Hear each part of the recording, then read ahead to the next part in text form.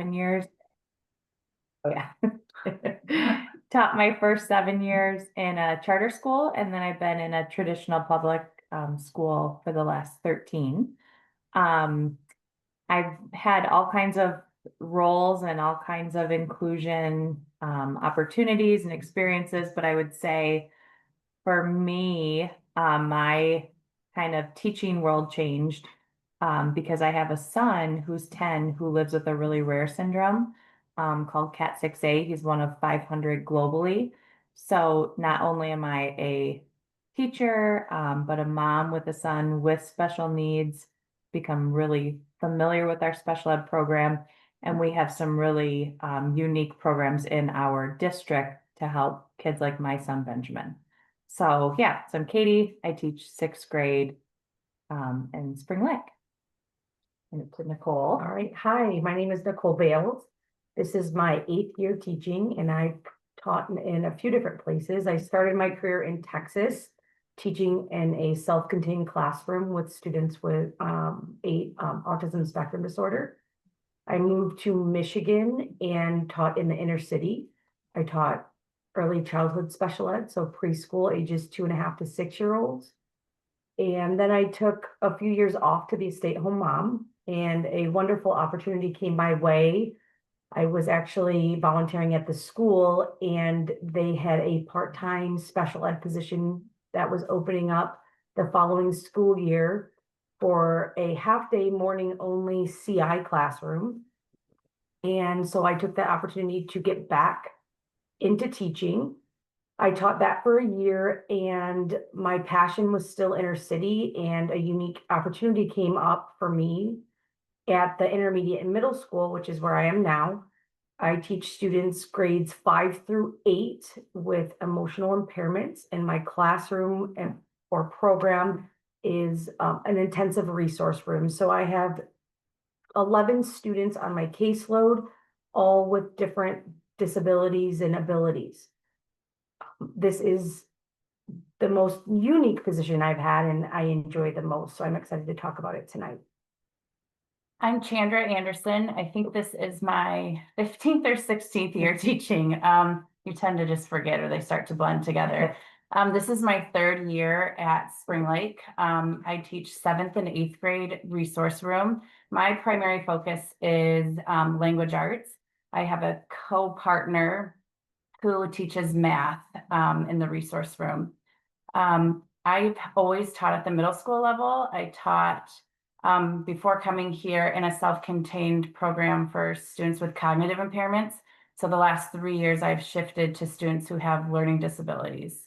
And I'm excited to talk to you guys about what the resource room looks like at Spring Lake and co-teaching and all of that. My turn. My name is Courtney Sherlow. I teach 5th through 8th grade SXI, which is severe multiple impairments.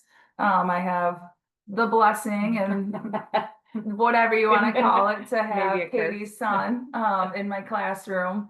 And this is my 6th year teaching. I've only been in this program for the 6 years. I previously worked at Ottawa Area Center, which is our school that serves special needs students in Michigan or in Ottawa County.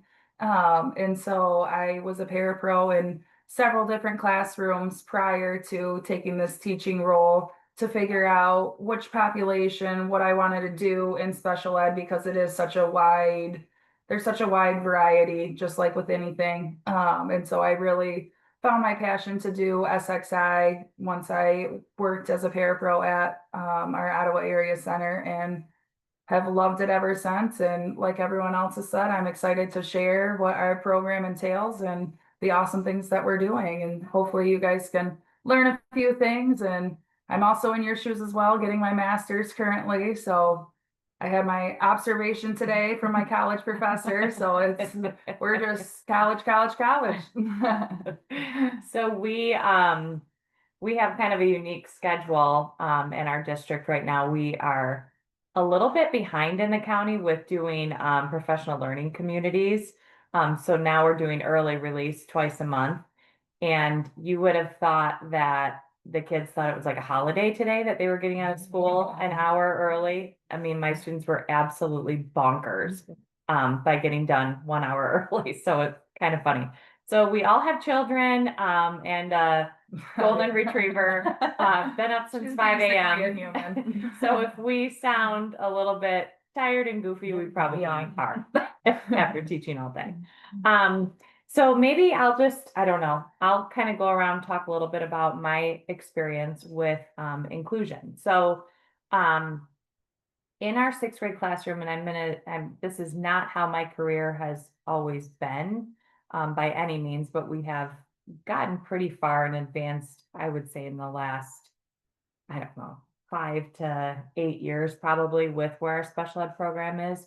We're one of 2 schools in the county that has our SXI program, which is the severe multiple impairment. So those are your kids with cerebral palsy, other kind of rare diseases. I'm trying to think of maybe some of the big ones, but like my son is nonverbal, he can't walk yet.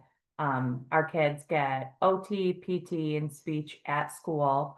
So it's really important for us in the program that we've built to have Courtney's students engaged and involved with our gen ed students. We really make that a priority in the district. And I think we can kind of all link together sort of in a way with that program because our students have created this culture and it took a while, but they literally, a fight over who gets to work with kids that are in our CI program and our SXI program. It is a very cool thing to do in our district to help kids who need extra help. They really have helped to create this culture of kindness. But it really, it takes work and it takes time. But for example, I might have in my gen ed classroom, I may have a student from Courtney's room who is in there during a science lesson who has a eye gaze device to help them to communicate. That student would have an aide with them. So as I'm teaching my lesson, he or she might be helping to kind of prompt them on their eye gaze or do some writing for them. At the same time, and I think of that same year, 2 years ago, I had 2 students from Nicole's classroom in there at the same time that I had Courtney's students. So 3 students with pretty high needs, and 2 adults in there at that time. And it can feel a little bit chaotic and confusing, but you kind of just have to like keep doing your thing and teaching and know and trust that the parapros and the adults that are there will help to pick up the pieces.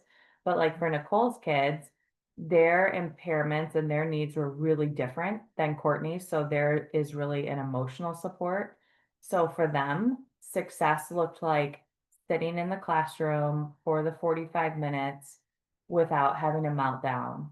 I mean, they may not have written a word, they may not have, you might not think that they're taking anything in, but our goal was to just get these students to feel comfortable and safe enough just to be in the room with gen ed peers and have, to build up that safety that the gen ed kids, they could care less who's in the same room with them and how they're acting. But, for Nicole's kids, it took a really long time. I mean, at first with one student, it was maybe like 2 minutes and he would just bolt out the door. His para would go after him. I would just keep doing my thing.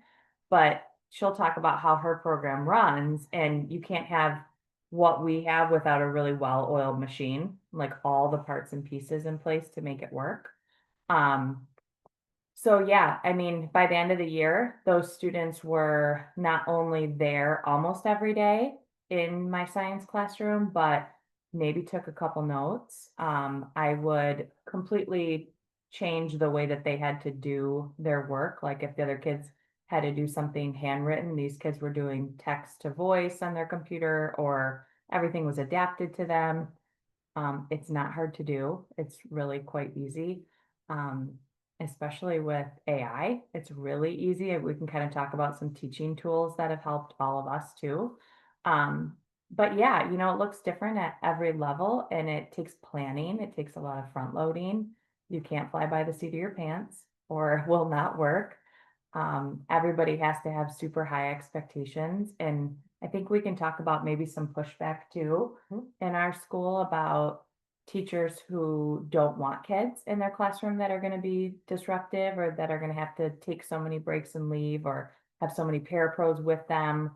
But if you lead with those high expectations, the system works and we can put it into place. So I don't know if I made any sense by what I was just You talking probably did. about. Yeah. But I feel like, Nicole, if you talk about maybe how you created the program, the kinds of kids you have and what their schedule looks like. It's wild. It is wild. So this opportunity came to me. There was a year that was very challenging at the intermediate school for these fifth grade students, and there were significant behaviors that were monopolizing an entire classroom, that were distracting, that left, would take a parapro out of a classroom into a separate classroom where they had to evacuate all the kids so this one student could have essentially a meltdown with supervision. And it just, you had these challenging students. Well, my population of students have all unfortunately had some sort of trauma, some more than others.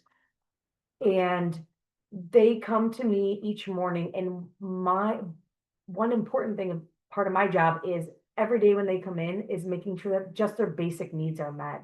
So when they come in, my program works, they come in for a check-in. During that check-in, they have a conversation, a one-on-one conversation with an adult in the room. We ask questions like, how did you sleep last night? How did your morning go at home? Did you eat breakfast? How are you feeling today? What's going to help you be successful? We go through this and we have an in-depth conversation. And, once you get kids talking, it just kind of rolls out and they will tell you anything and everything, whether you want to know it or not. But really that gives us enough information to tell us, are they ready to learn for the day? And if they're not, what can we do or give them that's going to get them ready? And sometimes it's a bowl of cereal, sometimes it's Coffee. coffee. And that was one thing I got a lot of pushback on, because they're like, okay, so you're gonna let these kids just sit in your classroom and have a cup of coffee with you? Absolutely I am, because the conversation I just had with them for 15 minutes was so great that now they can go on and they can have a fantastic rest of the day. Whereas if I didn't sit down for that 15 minutes that morning, they were going to have tantrum after tantrum and be leaving the classroom. So what material are they really going to receive? And how productive are they going to be in any classroom when they have that mindset and all that anger and pent up everything, emotion, for the day? So that's how my day starts. Like I said, I have 11 students from 5th through 8th grade, and the morning is wild. It's 15 minutes that we're having these conversations and we're trying to get these kids to their gen ed classes. And my classroom runs off of point sheets. So these students are taking it and they take pride in it. They take the sheet to class with them. And we talk about our students being respectful, responsible, and caring, and they can earn up to 3 points in each category per class. And they move throughout their day with this folder and the points, and they're earning them.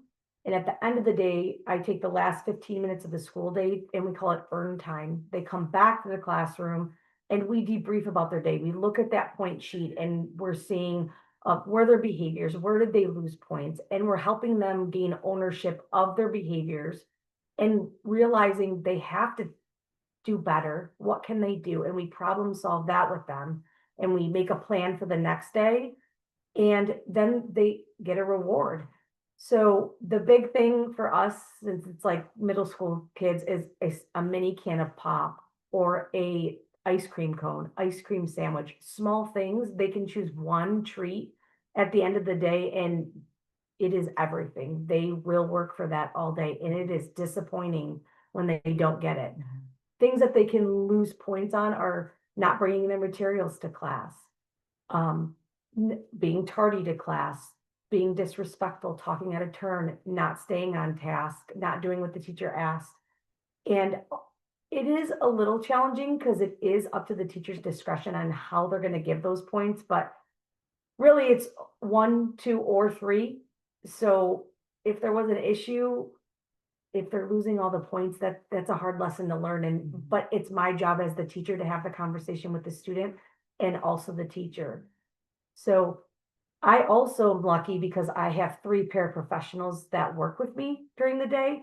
So those paras go with our students into their classrooms. So based on need and ability for all the students, we just kind of see, we prioritize, and then who needs the most support, which hour, and a parapro will be in the classroom for them.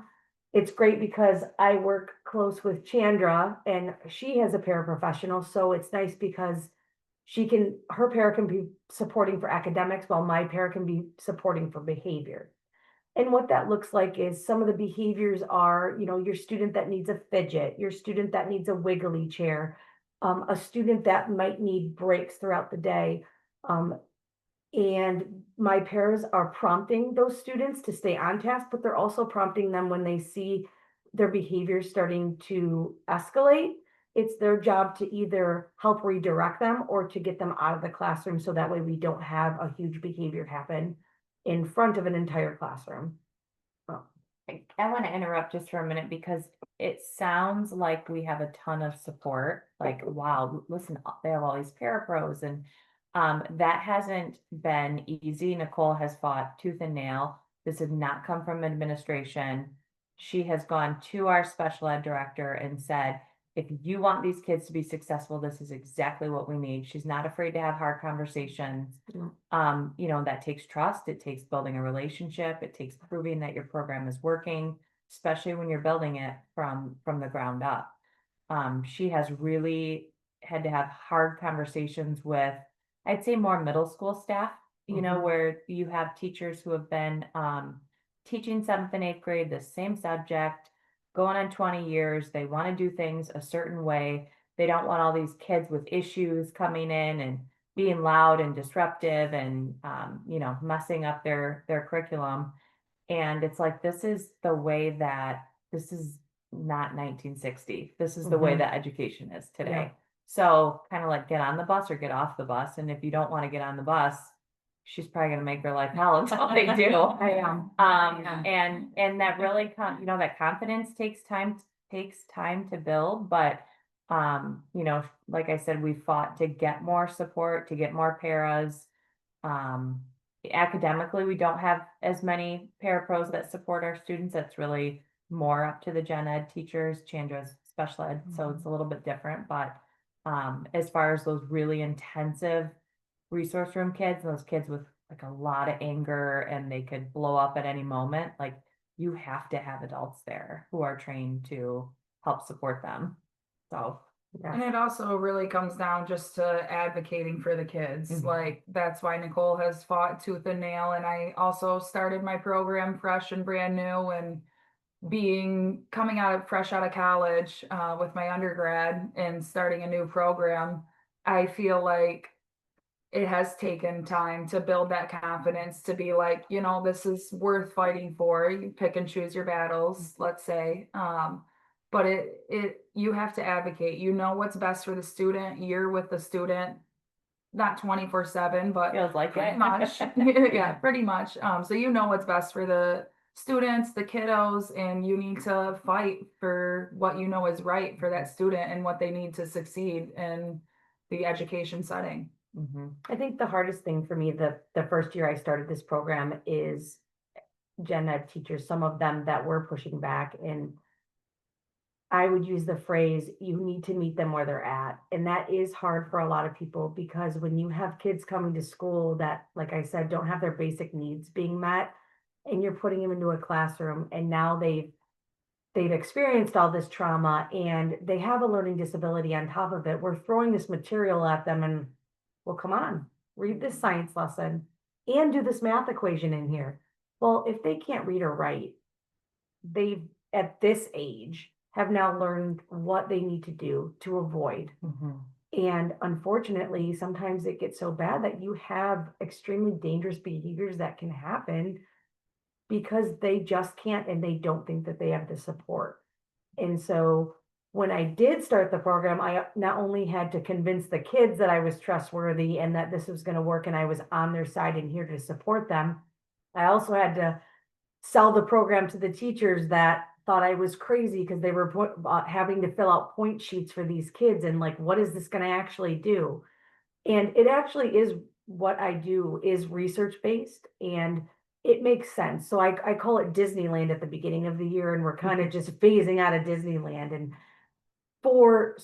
we've all been in the classroom, and at least 6 to 8 weeks tends to be the honeymoon period. When that goes away is when we really see the behaviors start to escalate. So we're kind of getting to that point. And so up until now, Right now. on the point sheets, we celebrate and we have parties and yay, we got shelf 3, which is we can have our treat and we can have all the fun things.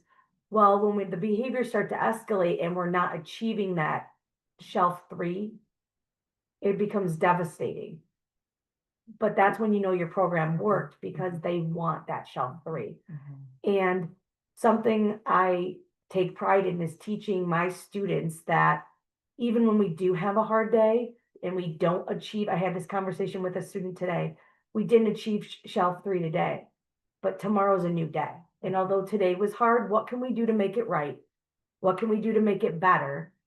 And we make a plan, and tomorrow we're going to set out. So I will sit down with that student tomorrow morning and say, okay, this is what happened yesterday. This is our plan. This is what you said you're going to do. And this is how I'm going to help you do that. And we do everything we can to make sure that they can achieve that shelf 3 the next day, because we want them to start to feel that pride. When you have a student that has been beat down and been through so much in their life, when they finally have and feel that pride from someone and then in themselves, it's a really cool thing to watch. So I think one of the biggest support systems though, and I've been in a bunch of school districts, is administration. And I will say that I do give our principal a lot of credit because I go to him with some wild ideas and he sometimes looks at me like I have 3 heads, but he trusts me and he allows me to have that opportunity and try to see what happens. And fortunately, it's all worked out really well so far. But that makes a huge difference because I'm fighting the battles in the classroom. I'm fighting the battles for the students, and I'm fighting with parents who don't necessarily agree with what I'm doing, but I know what's right for the students and I know the environment they're in. So I will say having an administrator that has been supportive is also why this program has been so successful. I think Nicole's culture is really interesting too, because she's got kids who all their meals are at school. We send food home on the weekends.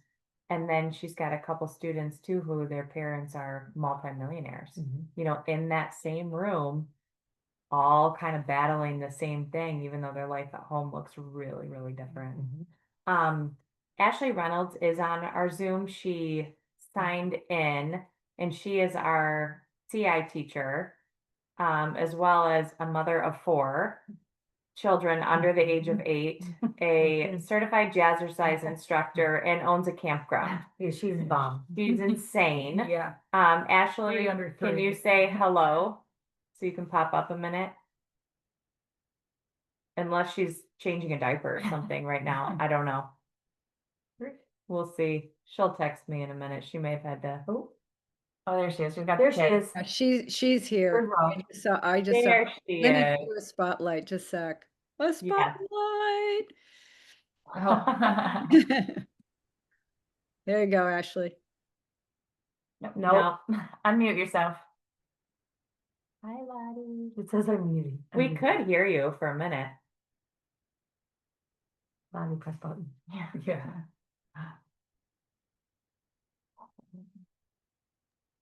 Yeah.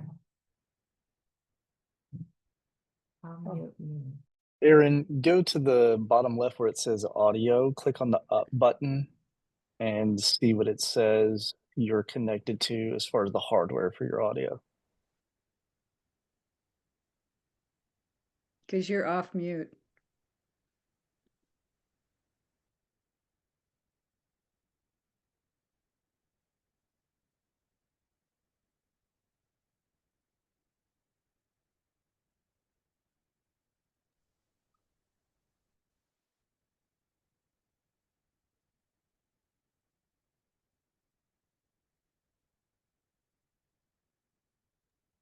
How about we come back to you, Ash?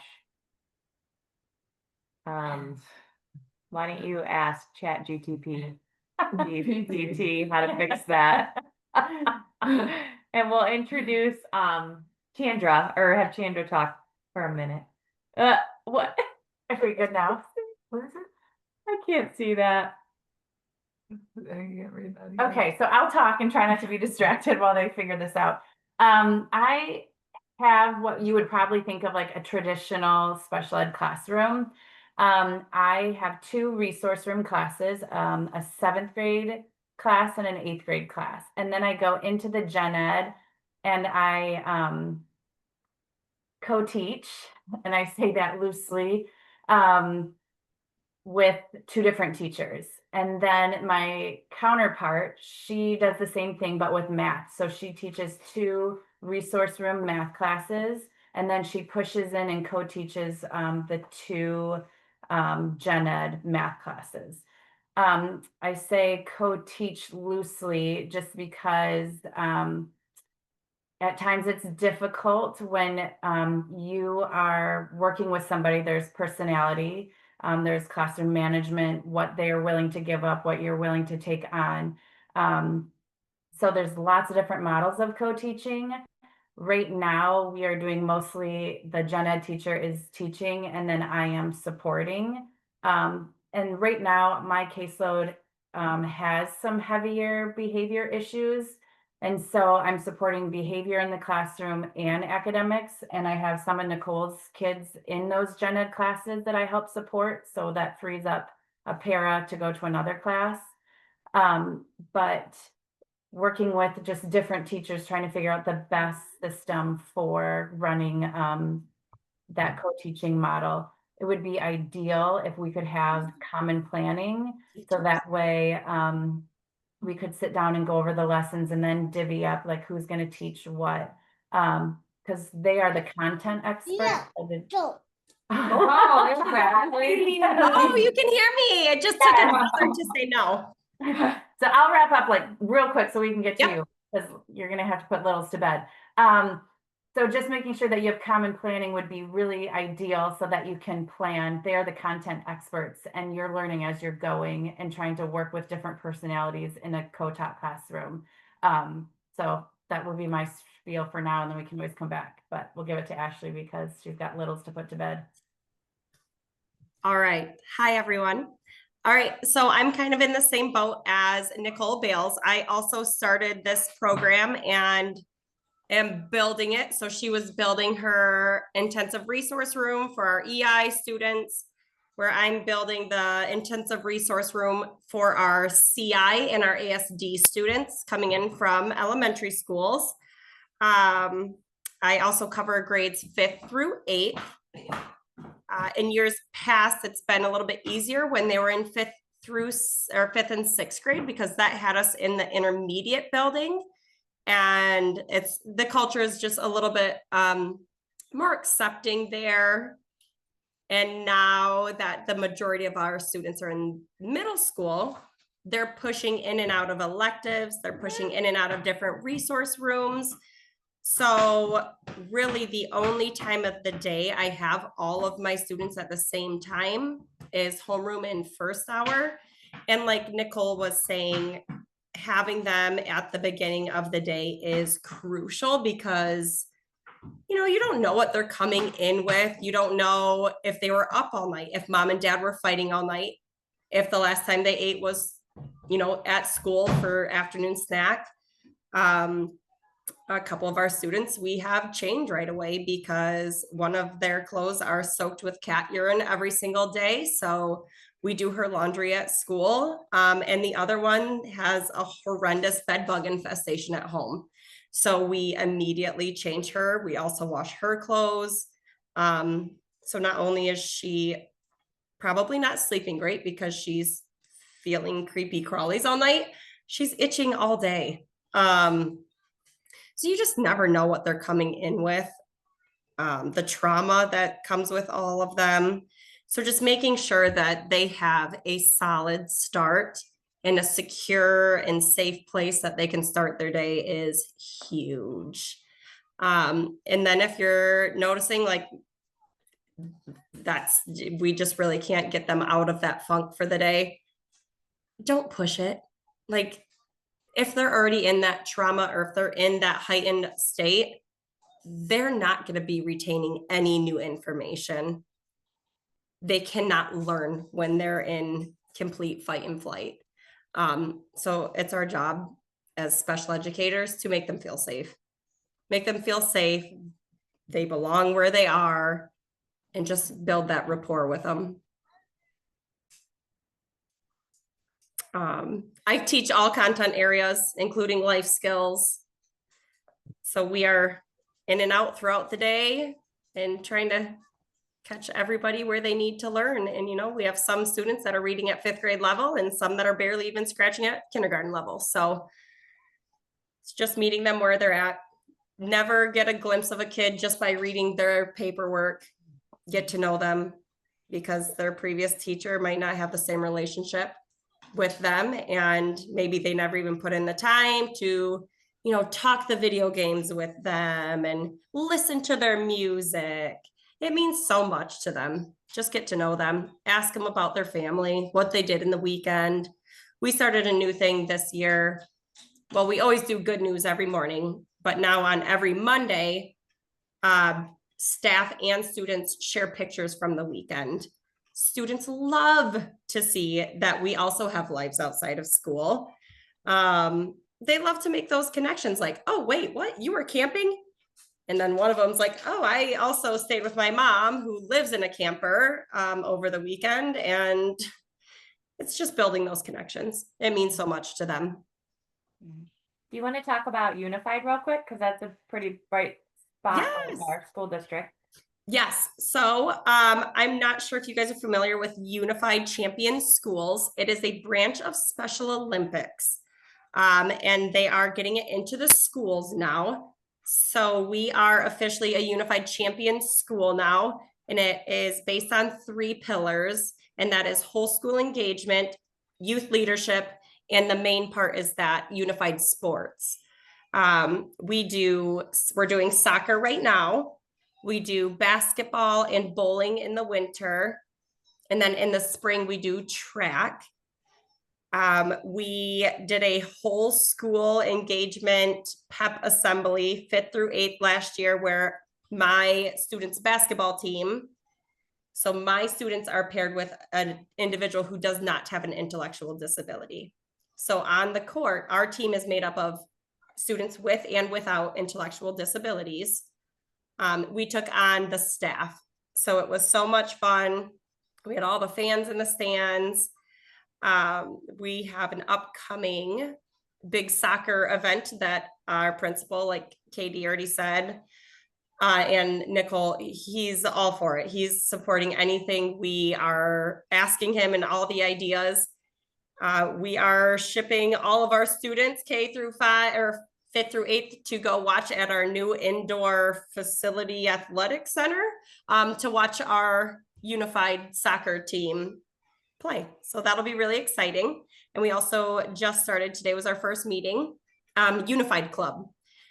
We had over 100 students apply to be a part of this Unified Club.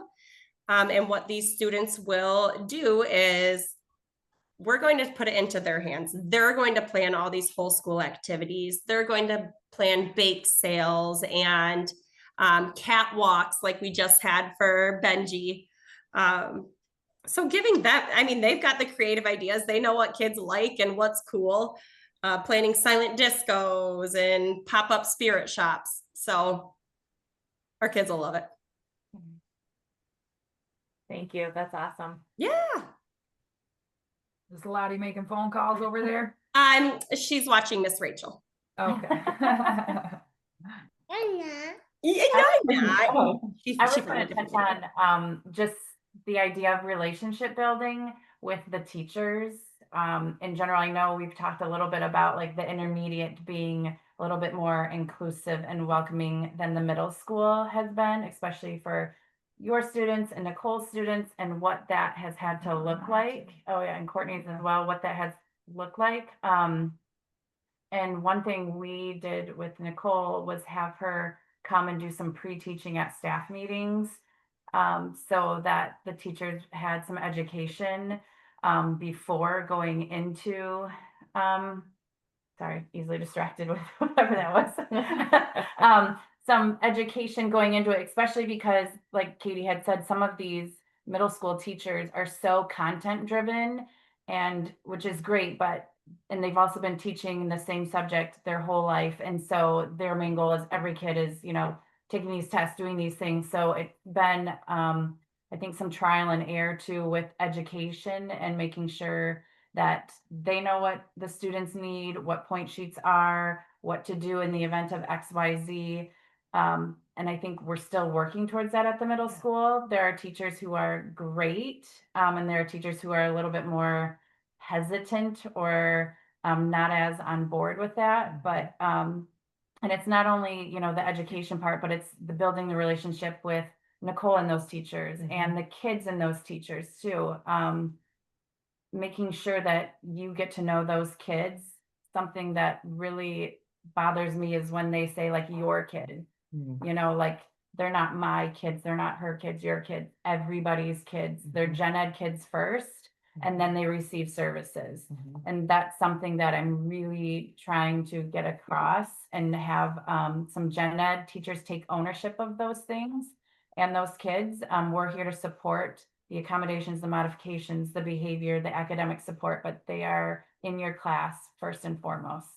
And so that's, I think, one of the things we're working at the middle school that is a little bit harder than probably at the intermediate. Just some of it too is like they have a new class every hour and they have 120 kids, so it's hard to build that relationship in general with middle school kids versus you have a class all day long or 2 classes all day long. So it's just, I would say that's probably something that is a little bit more difficult at the middle school. I agree. And something that is my job, or what I take very serious, is me getting to those teachers before they get to that classroom. Sometimes it's daily, but it's definitely before the school year starts. And, here I send the accommodations to each teacher along with some behaviors, like you may see this, this, or this. And some people don't like that. They're like, well, you're telling me what's bad about the student. No, I'm not telling you what's bad, but I'm telling you, the antecedent behavior and consequence. This is what we look at, the ABCs. Well, if I tell you what the A is, the antecedent, the behavior is coming. So here's what I want you to look for. And when you see this, this is your sign that some kind of intervention needs to be put into place before you see the behavior, and then there's an explosion in the classroom. So I give that information to every teacher before at the beginning of each trimester when they change classes, to make sure that they don't have questions, because some behaviors are shocking. Yep, they're alarming. Some things that come out of mouths are very alarming and catch you off guard and can seem personal. And I think that's another thing Go ahead. I No, was about to say with that. no, something Night, Ashley. they struggle with is that, like, it's not personal. So the kid that is, I say, the students I'm working with are being defiant. Well, they're not being defiant. There is something going on, and what is the root of that behavior? And sometimes that is frustrating and I get it. It's a teacher that's trying to get 20 some kids information, and you have this one student with a behavior at this moment. Well, meet them where they're at right now. Not saying move on, give them the attention they need and continue what you're doing, but they're also, like she said, they're your student, and you need to take time to get to know them, to know what's going to happen, why they are that way. Okay, what usually happens when I see this behavior, when his head's down and his legs shaking? What does that mean? Well, it means that he's completely shut down right now and he's not going to learn anything. Continue going and then go back to that student when you have the time. So giving teachers those tips and tricks before class starts. I do that too now when we come in the morning for check-in and I notice a behavior, or they tell me some sort of information that could be affecting their day and in your classroom. You would want to know that. So we owe that to the teacher to give them the heads up and maybe even extra support in the classroom that day. So it's my job to kind of figure that out and then provide those extra supports and put pairs where they need to be for the day.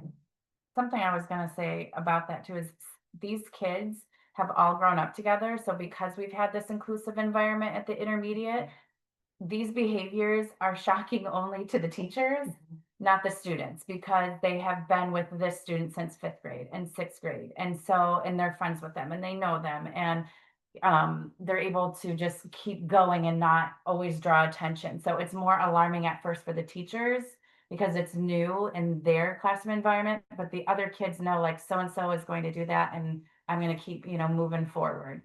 And so I think that's one of the nice and beautiful things about having this inclusive environment is the kids don't even, think twice about who's in their classroom with them. I have a student with ASD who chews. And his chews, when he is stimming or he gets going, he will rock back and forth. And I mean, sometimes I've been worried that he was going to take a finger off because it was so aggressive. But the students around him, they don't even notice it. It is just what he needs to do to get through his class. And it can be alarming for an adult or a teacher that hasn't seen that before. But again, the students aren't fazed by it. I mean, the same student is 5 feet tall and probably close to 200 pounds. He's a big boy. And during one of his episodes, he threw himself on the ground and was rolling around screaming and crying. And we got him to the hallway and the teacher just kept going and no one even paid attention to it. So it's a very unique and wonderful situation. And it is because we did such a good job, when they come into the school starting in 5th grade. It's And the norm, it's the it's the norm and the expectation. And it is so cool to see. The same student in 5th grade, he didn't have you, right? No. You weren't there. So in 5th grade, when we didn't have this program and the teachers were trying everything they could to support him, we don't have the proper training, as a gen ed teacher, unless you're seeking that out, on your own at some point. I mean, this kid would be F-bomb left and right, chucking stuff, throwing a chair. I mean, losing his mind. Saying he was going to kill Say, everybody. yep, who would threaten to kill everybody. Yeah, I mean, it was bad, just this little tyke. And now you see him in 8th grade, and it has taken years, but you see him and he's very intelligent. He can be in the classroom, he can be productive. It's He's just part of student council he's- now. Yeah, he's in student council. It's just a really amazing thing to see. But it took years. It took a lot of consistency.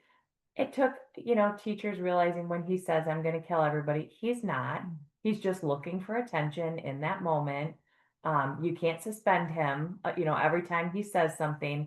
His consequences did look different. I think he's more normal consequences now. Like he knows now that he's older, but The wonderful thing about my program is I can kind of take some of that discipline and bring it into my classroom. So instead of him just being suspended from school, it may look like, yes, he may have a shortened day or, whatever, he may work in my classroom and we may bring the material to him that he just needs time to not be with everyone. It was overstimulating and what caused that behavior, but we can still have him in the building doing what he needs to do.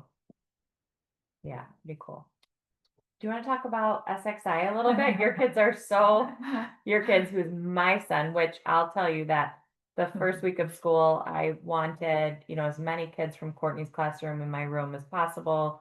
We were doing a read aloud, this great book called Junkyard Wonders, where it's kids with disabilities, the Patricia Polacco book. Anyway, it's, in my mind, it is the most beautiful lesson that I'm going to teach with all these kids with disabilities in my room. So my son comes in for the first time. So he just started 5th grade this year. So it's really special for me to have him in the classroom. And my kid is the loudest, the most annoying. He's going the whole time we're in there. He's like jumping out of his wheelchair. I'm like sweating reading this book. The kids they're batting an eye, and I'm looking at his parapro like, get him out of here. I'm thinking, oh my gosh, this is my own child that I'm talking about. I have patience for everybody else's kid. But I mean, honestly, going back to that, like my kid said nothing. It was me that it was bothering, and I had to get over that. The kids could hear me. They still got the lesson, but it was all about me. It had nothing to do with the kid. Your own kid. My own kid. Yeah. Yeah, so like I said, do SXI. I could talk for 72 hours about my classroom, I'm sure as we all could. Um, but kind of just the gist of it, I was the first teacher of this program. We had an elementary program, and then kids aged up to fifth grade and they're like, what are we going to do? So they started the program at the middle school. And that was 2020 during COVID year, which was a blast to go right into your teaching career. But it has truly been such a overwhelming amount of joy. We talked about our principal being super supportive. I used to live about 45 minutes away from the school we were at, and he was like, do you need me to rent a U-Haul to move you out here? Like, our principal truly is very supportive, and that is everything when it comes to trying to execute what you're doing. And like we said, there was challenges with the middle school. Well, my kiddos, out of I probably have had 15 to 20 students throughout the year, because right now my caseload is 5 this year. I had 7 last year. We have them for 4 years because it takes time to get to know a kiddo, and that's kind of the start of the school year, is always just building that relationship, building that trust. They're nonverbal. Some of them have vision impairments, so that comfort to your voice, that comfort to your touch. It takes time to build, just like us as human beings as well. You're not going to trust a random person the first day you meet them. And especially on this type of level, it takes time. So that's why I know myself and Nicole have these kiddos for 4 years, because you truly need that time to learn them, to see how you can challenge them. And there's so many other different factors that challenge that area. I have 2 parapros in my room and a full-time nurse, just because they are medically complex. We're dealing with liquids coming out of every crevice. Mouth, ears, nose, butt, everything. So that adds a challenge. And again, you just got to meet the kids where they truly are at.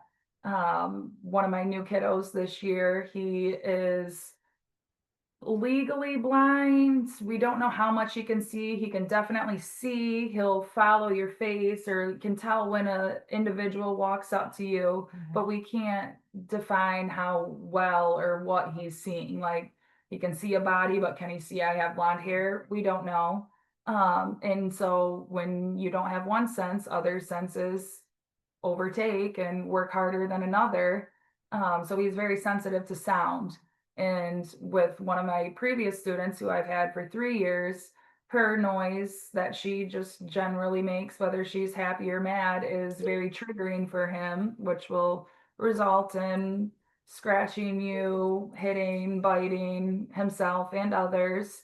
I mean, it's part of the journey. It's part of the journey. But no, it's motivating to want to. He's trying to communicate, but he doesn't have the words to communicate. So it's tapping into that of understanding what is frustrating him, helping him calm down. We figured out Twinkle Twinkle Little Star is one of his favorite songs. So I have already made about 35 versions of Twinkle Twinkle Little Star to tasks that we're doing. If it's time to go to the bathroom, if it's time to get his braces on his feet, if it's time to reconnect his feed. So again, I have only been in the career for 6 years, so it hasn't been that long since I was in my undergrad as well. And it felt very redundant when they would say build that connection, and I could pretty much BS that on any paper and any assignment of like, just build a connection, like da da da da da. But no, it really is the truest thing, and whatever it takes to be able to build that connection. My voice is raspy. It's low tone. I am not a singer by any means. But like I said, I'm going around the classroom singing Twinkle Twinkle Little Star or the tune of it to different words several times throughout the day. And he gets the biggest grin on his face, and he'll have gentle hands, and he wants to hold your hands, and he'll hug them and cuddle them, and just creating that environment for him. I mean, he like Ashley was saying, he doesn't have a great home life. He comes in, we change him as well. Comes in the same socks daily, same shorts, same outfit. So there's a lot of that in the profession, and it just is what it is. I mean, it takes, everyone always says like, oh, you're a special person to be able to do what you do. And I'm like, don't say that like that. I don't know what to say to that, because it's just like, I feel like I'm doing what needs to be done. Yeah. Yeah, like I Yeah. you got to do what you got to do. And what's to say that this student doesn't deserve just as fair enough of a chance in this world as one of us? I mean, I've had students that I feel like have not probably, I know have impacted more lives than I could ever do in my lifetime, and they're less than half my age. So it just, yeah. I'm like, they always give me crap because I'm the youngest teacher, but um, but it truly is, it's a blessing to be in this profession.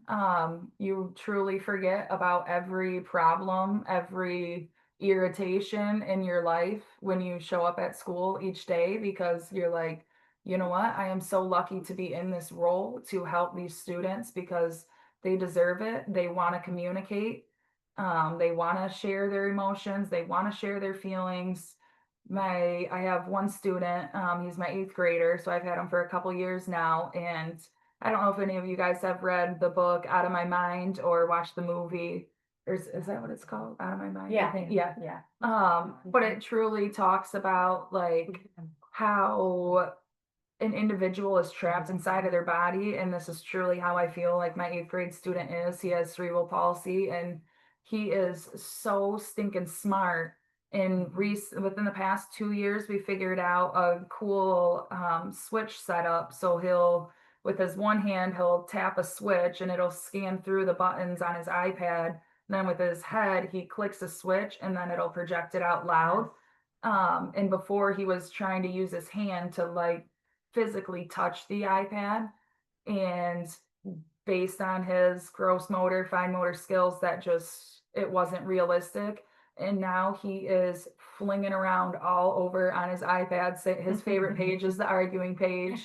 He'll be like, something is wrong with you. And just, it's so cool to be able to tap into that, because it truly does feel like he is trapped inside of his body. So to take those wins, one more quick thing I want to say. I know I'm going off on 87 different tangents, but my second year as a teacher, we had a guy come in and talk. You probably remember him, for our PD days and during summer before we went back to school. And he's like, you always see these people at this national park or this national park, and they're like, get a photo, get a photo, get a photo. And he's like, as teachers, I want to challenge you. Don't think about that photo. Think about that moment and how that moment made you feel, and train your brain to look for those moments, because in special ed, you're not going to get a win every day. You might not get a win a month. You might not get a win in 3 months. It's a slow process. Again, that's why me and Nicole have these kids for 4 years. That like, you need to train your brain to look for those small moments, and when those wins come, that is totally fine to sit back and be like, Okay. this is it. We did it. Like, this is what we worked for 2.5 years. We have kids that are slamming their heads on desks, hurting themselves physically. And then just the small aspect of removing the pool noodle from the student's walker because she had hit her head so hard on the walker that she would hurt her forehead. And the fact that we don't have a pool noodle on there because she's not doing it anymore, that's a huge win. So again, with being in special ed, it's not an easy profession. Yeah. It's not an easy profession. It's challenging. Any of your significant others, I'm sure, I know my significant other, he knows, he's like, okay, yep, we're not talking to you for the next hour. Like, she just needs a breather. She might need to go out to dinner and have a beverage. She might need a bowl of ice cream and chocolate. But it truly is special work that you guys are doing that we're doing. I don't like receiving compliments. It's an awkward position, but it truly is very, very special work, and it might seem hard and frustrating at times, but that's when you put your head down and work and find the best way to figure out how to meet these students' needs. And going off the inclusion piece for some of our teachers, the student she's talking about Yeah. actually made me a bracelet, in art He class. didn't make me a bracelet though. I'm still trying to get him to make me one. Right, so in art class, our art teacher, actually figured out a special machine so he could Yeah. thread the beads on, he can choose the colors and, Andrews, yep, and thread it on, so he made me a bracelet, so I've been giving him a hard time the last couple days. Yeah. And, so I went in today and I made sure that hit my name saying that he is my best friend, cause he's my best friend, Yes. is on his talker, so tomorrow I expect him to visit and tell me that he's my best friend. You know, and I want to I think I'll wrap up by saying something, then we would love to answer questions. We did see some of the questions before too. We can talk about a couple things, but none of this is done in isolation. So you can't go to school and be a teacher at any level, any shape or form and think that you can go in your classroom, shut the door and get your job done. Yeah. It just doesn't work that way. So if you are not wired that way to collaborate and communicate with people, then it's not the job for you. You have to, Communication. even if you're uncomfortable, you have to reach out to people. You have to ask for help. I mean, I'm constantly I might email Courtney with a question or the PT or Nicole and say, Nicole, I've got a kid with ADHD. And last year I had, out of my 24 in my homeroom, I had 11 students with diagnosed anxiety or ADHD. And I thought I was going to go crazy. And she goes, are you playing soft music when they walk in? I'm like, no, it was quiet. I thought that would be helpful. She goes, no, you need something that they're going to like tune into. I don't remember how you said it, but she goes, just put on some really soft music. So I did. It's like, well, I've been doing this 19 years at that time. How did I not think of that? It was like a game changer.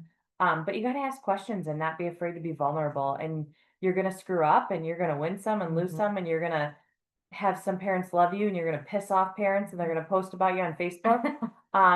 You just have to kind of be prepared for anything and know that you are there fighting the good fight for these kids. And you have to just be prepared and be ready to work really hard and to work with other people, because that's what it's all about. We can't do it alone. You don't want That's to, for no. sure. And you don't No, want to you do it don't alone. want Staff your resources I somewhere. will say it does really help to get a dog and then get a therapy certified and bring it to school, because that'll get you on a lot of good people's side. But yeah, no, if you have questions about the dog, I mean, I'm sure you guys are all familiar with the power of what a therapy dog can do, but how it just calms students and makes them feel, I mean, half of the kids don't even realize I teach at the school. I'm just Daisy's mom, which is honestly all I want to go by. So that's fine with me. But yeah, no, it's been a special time to be able to bring my dog to school and see the impact, and having kids knocking on my door. Is Daisy in? Is Daisy in? And I'm like, oh crap, not today. Of course, the year I got her certified, I got a student that's allergic to dogs. So she takes a med, it's just Benadryl or something like that on Friday. So I bring my dog in every Friday, which has been fun and impactful for, I know, Chandra's and Nicole's class Yeah. as well. My kids work to see Daisy. Yeah. What's the first question? Monica, do you want us to go through the questions or do you guys just want to ask? How do you No, want to let's see if I can open it up a little bit to people. Raise your hand, use your voice, whatever is sort of comfortable. I try and multitask with the chat, but I can't, get you. Nate. Sorry, while it's fresh on my mind, because I'm ADHD as it gets, the dog, how do you get past any issues with like allergies or things like that? Like we have such strict rules where we can't even light candles in our offices or in our rooms or anything like that, or have any students spray any kind of scented stuff because of allergy issues. How do you get past that with a dog? Yeah, we can't have any of that stuff either. Yeah. Like, Well, with Sprays. ADA, you technically legally, I know it's in a school system. So our principal just requires us to make sure that all parents are notified. And if there is an issue with one of the students, then you have to make accommodations for that. So in our classrooms where Courtney has one student that's allergic, like she said, that student will take Benadryl and she only brings Daisy in on Fridays. With my dog in my classroom, I don't have any parents that are upset with it.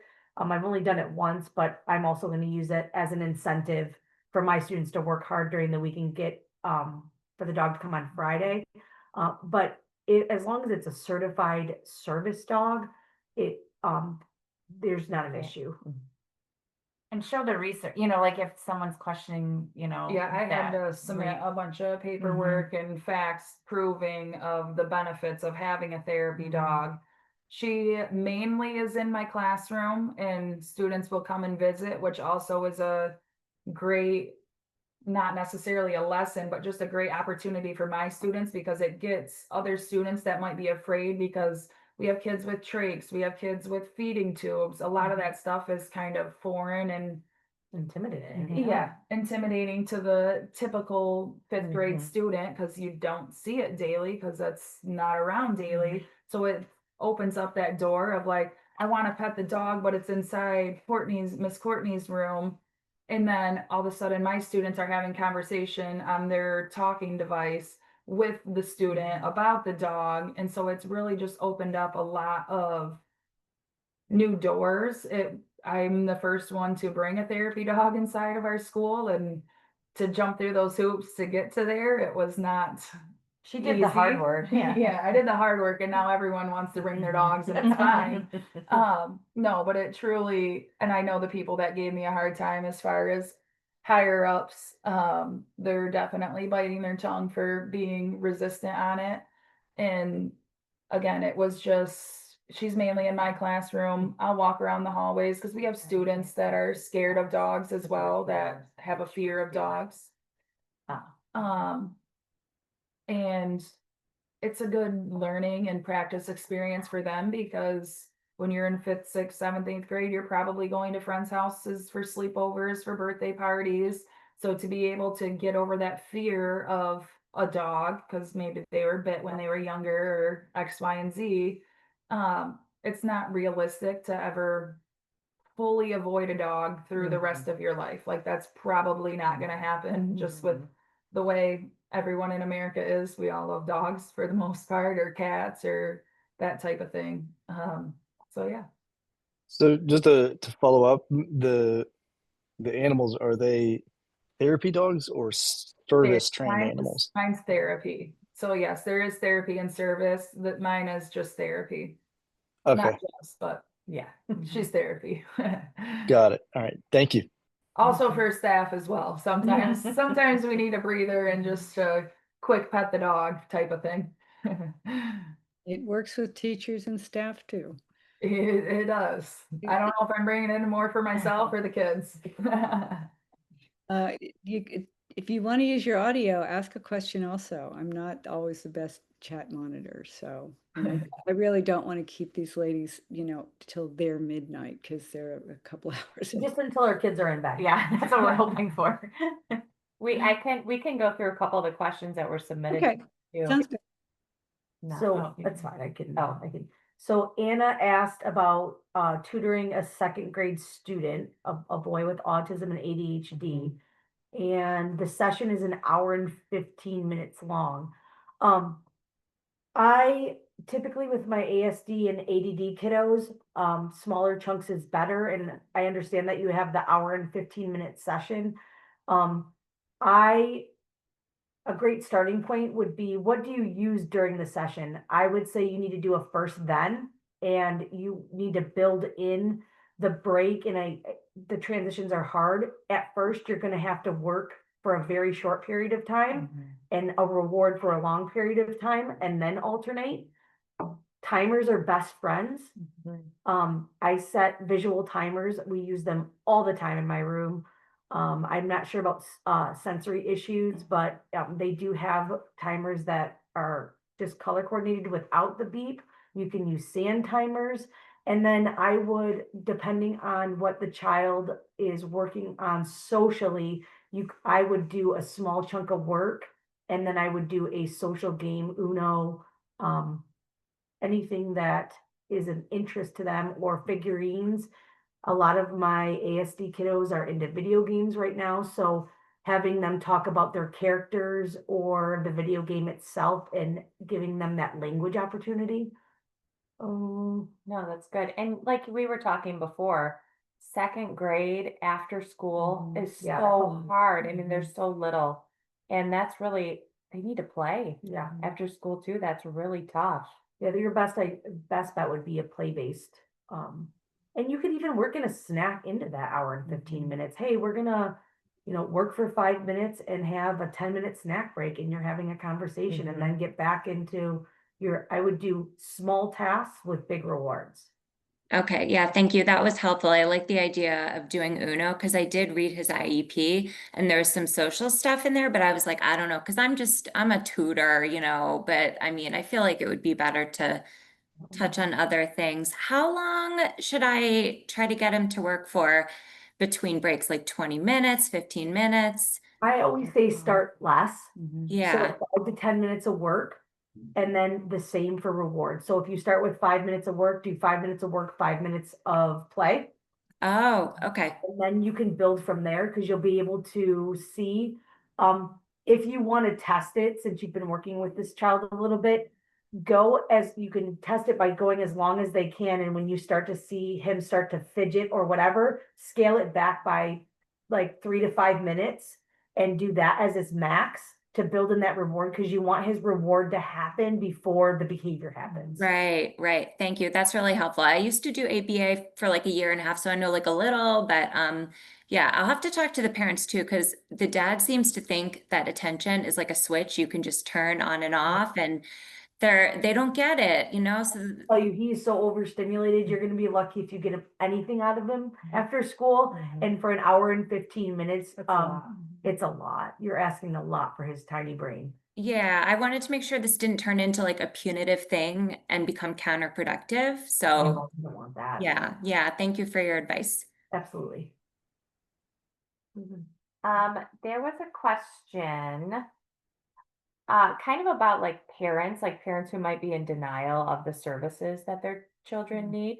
And over the last 2 years, so mine is not as intense, I guess, but last year, my teaching partner and I helped to guide, I think it was 3 different children through the process of getting tested for ADHD.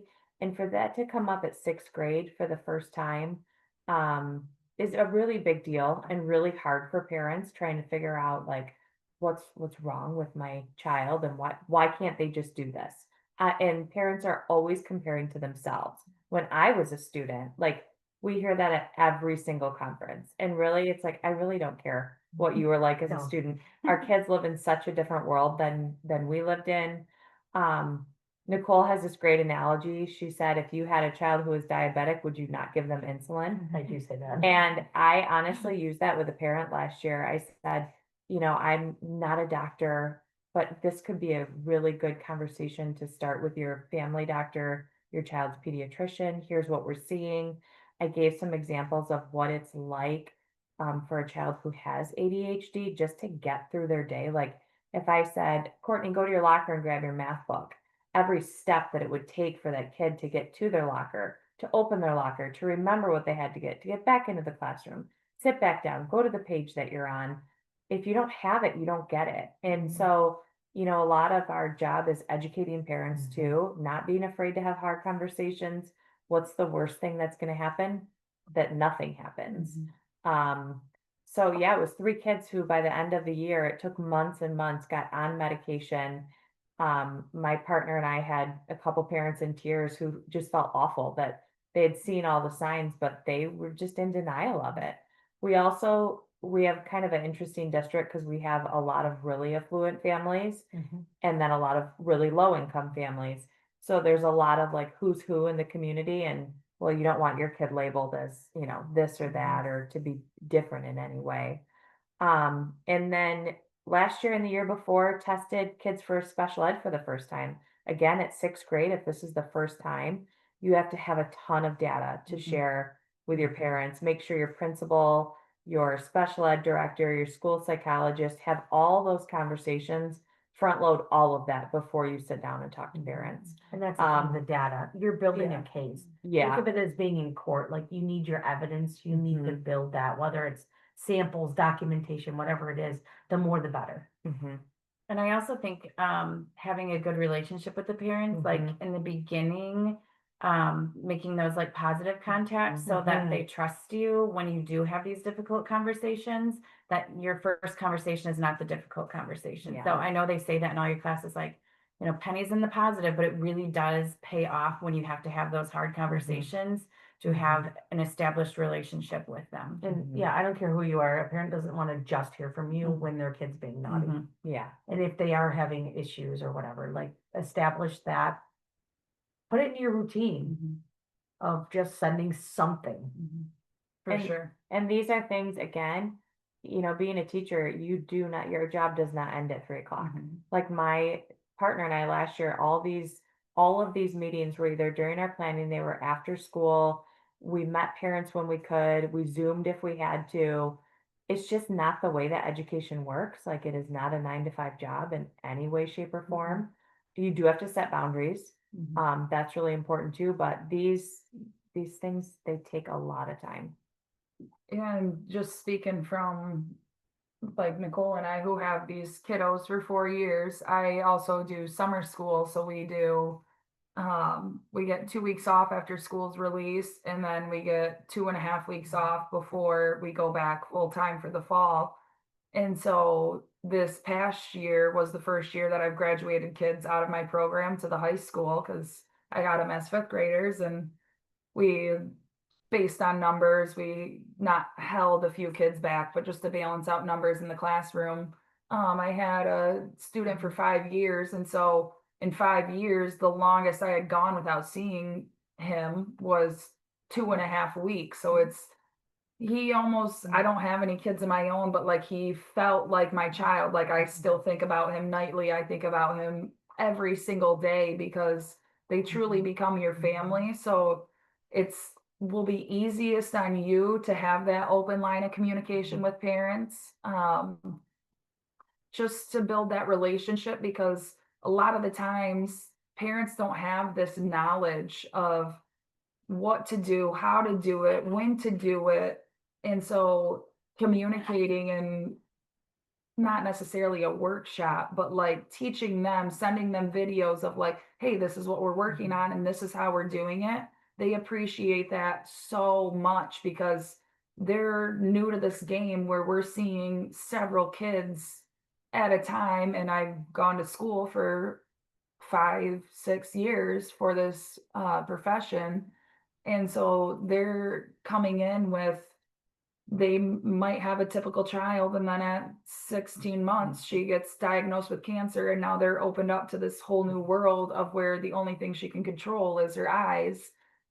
So they don't know, they want to learn as well. And so building that relationship with the parents, and then being like, hey, why aren't you pulling out the communication device at home? Like, this student told me I love you today at school. How amazing would that be if your child could say I love you with their device, but they're just so used to their accustomed routine that they do, that they're never branching out and trying new things. Like, that's the job as the teacher, to teach that to the parents and show them how to access these cool new things that the students are learning and doing. And there's going to be some parents too, like the opposite end of that. Like I have a little girl this year, and she was homeless all last year. No matter what, I will have no contact with that mom this year. She won't come to a conference. She won't come to an IEP. It has nothing, not that she doesn't want to, she just doesn't have the capability to do it. She doesn't have the transportation. So everything that we do is just at school, and you just do the best that you can with the time that you have. So you know, wherever you're working, you may have really involved families like we have too, like we have, but you also may have parents that you never once meet. So it's not, you know, I don't know. Yeah. Felt like that was You important to can, say. yeah, you could, I had same thing in my room, Mhm. but we'll still send the email in Yeah. hopes Yeah, that don't they. not communicate with them. Yeah. for And a sure. little bit different aspect for my role too is like I had a student who's been coming to school and he's been sick for the last 4 school days. And Mhm. so I had to call home yesterday and said, like, he cannot come back to school like this. He has a fever. He's congested. I need you to take him to the doctor or urgent care and he needs an antibiotic. And you need to tell him these things. And then his parents were like, oh, okay. But to them, that wasn't something, they had no idea that they needed to do that. So it's also helping the parents figure out sometimes how to parent, Mhm. Yeah. and that's hard. Any other questions? There's more on the list. It's up to you guys if you want to ask a couple more. Well, I think Mike, I liked Mike's question. He asked how we get like your typical peers Oh. involved with the other, like our students. And you really need to use that to your advantage. So with that, like I have students all different cognitive levels and abilities. I have an 8th grader who can't read or write, and he really struggles academically, but he has the heart of gold. So for him, he's practicing reading. He might go into Courtney's room and read to her kids, or he might go read to Daisy, or he might go in for a science lesson in Katie's room and help the 6th graders out because he's an 8th grader. All those little opportunities where you can build him up to make him successful, those are the moments that you know he needs to become a better person and building his confidence so that way he can take on those challenging academic areas when he's in her classroom for the rest of the day. So using that use it as a tool, using your kids, use your high flyers to help other kids in other classrooms and use the kids that need that confidence boost, pair them with other kids that are even they might be your high flyers and you give them a task to help this student with whatever they're working on. Like everyone needs a job and everyone needs to feel needed. And a lot in the middle school is we do a lot of groupings. There's group projects, this or that. So just being strategic with who you place with who based on their strengths and weaknesses. But that also means you have to know that student and the gen ed teacher has to know that student and you have to have that open communication. I had a student who struggles with reading but excels in math. And today she was helping one of your students we had like a study skills class. And she was totally running the whole math lesson with him, helping him. And he has some social quirks and he looked at her and said, "You are a great friend to me." And I was like, "Oh," and it was so good for her to be built up in that math area, and when she struggles in other areas. So just finding opportunities for students to be successful, even in the gen ed class. We do have kids helping each other, but a lot of the time it's a group work. So it's not like I'm helping you. We're just collaborating together and just facilitating that in the classroom. And then just with like your regular curriculum, so like your gen ed teacher, if I'm, our language arts 6th grade team, we do have a common planning, which is really nice. We try to stay on the same course with our curriculum, but our special ed teachers then in that planning at the same time. And whatever we're doing, she's adapting that lesson to her, or I'm taking whatever the lesson is to my kids, and I'm just adapting it down a couple levels. So it's not hard to do. And as I mentioned before, AI makes your job really easy. Like there's a program, maybe you know this, it's called School AI. It's free for teachers. And you can say, like, help me, you can upload a document, say, help me generate this for a kid who struggles in this, this, and this, or adapt this text to 3rd grade level. So when you're handing out, text for kids to read or whatever it might be, you have that resource right at your fingertips. That's also, been a game changer. You need to keep that in your back pocket for your gen ed teachers when they say they don't know how to accommodate for their students. That is a great resource. They can take their curriculum and they can do it. Great, thank you. Any other questions? I have a question. Uh-oh. Uh-oh. No, they listen, I'd like everybody to actually give them these ladies a round of applause because Oh, they have been amazingly generous, with their time, but their knowledge and everything else that you've given us. So thank you so very much.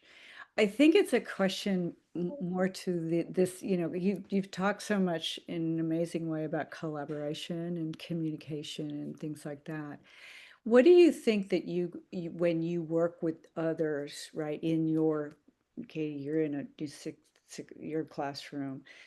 What do you think that that brings to the table for your students as opposed to you just doing it by yourself? For my gen ed students. For all of the students who happen to be in your classroom, right? There's the synergy that happens when you have other adults in the room, I as think, well as other kids. right, I think if you are, or when you set the bar really high, when you have really high expectations, you create a culture that's safe. Kids know they're going to be learning. Kids know they're going to be learning from each other. They're going to help to coach each other. You use that kind of language, it just becomes part of the norm. yeah. Um, like we said, our kids are the easy ones. It's the adults that you have to work with that can be more challenging. They're exhausting.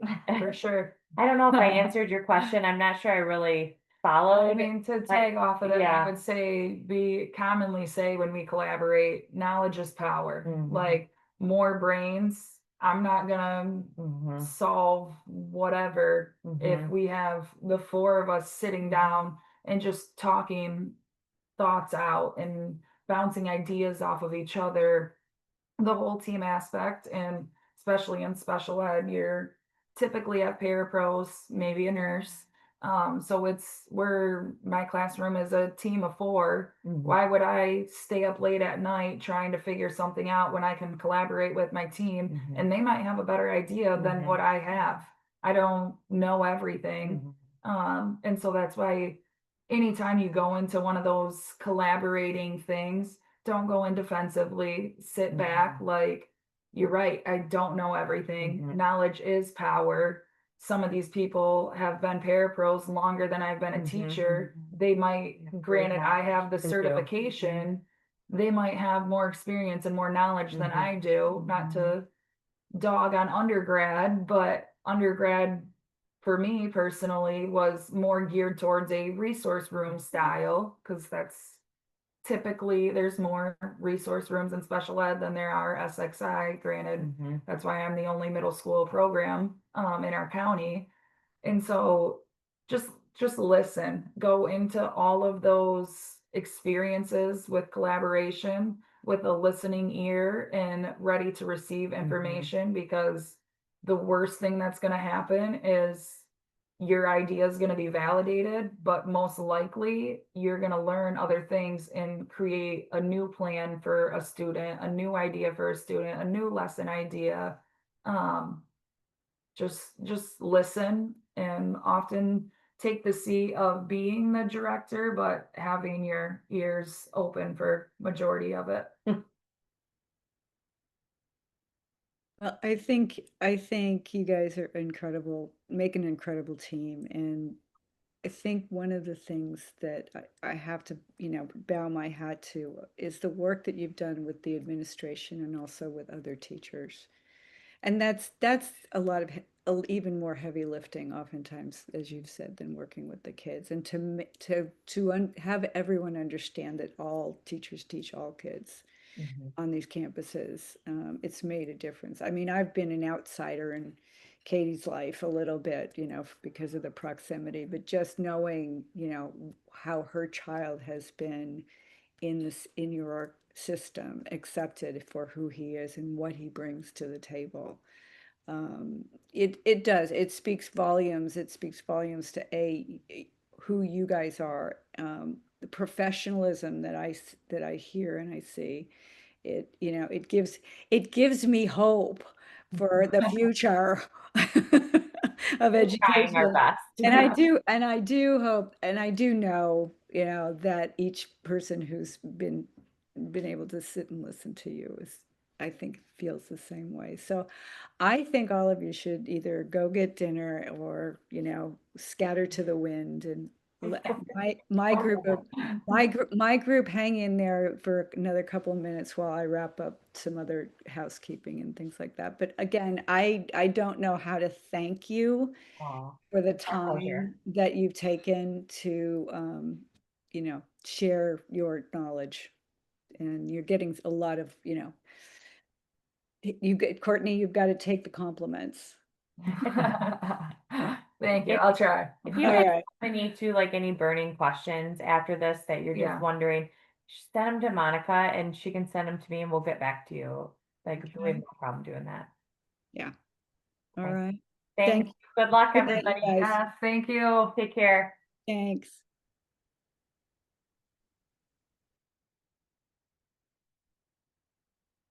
Okay. Woo woo. I do hope, yeah, that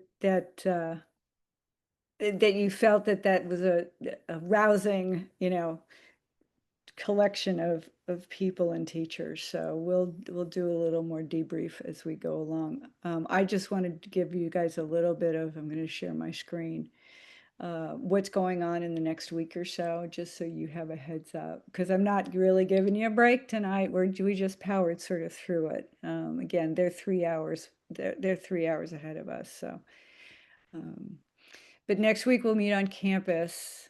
And the topic will be universal design for learning. And they actually, a couple of them touched on some of the various things and how to design lessons for access for all, right? Meeting the kiddos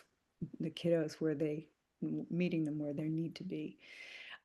Make sure that you read in the anti-racism book, the Fitzgerald book, chapters 5, 6, and 7. And so that's kind of important because we are going to do some activities with that. And assignment down the road at the end of this month, it's October already, is the mandatory reporter. And I'll remind you again of some of the things, because if you already have a certification, you don't need to redo that training, and that's do the 10/22, and we will actually have, I believe that's the day that we're going to have a parent panel. So any last minute questions as we kind of wrap it up?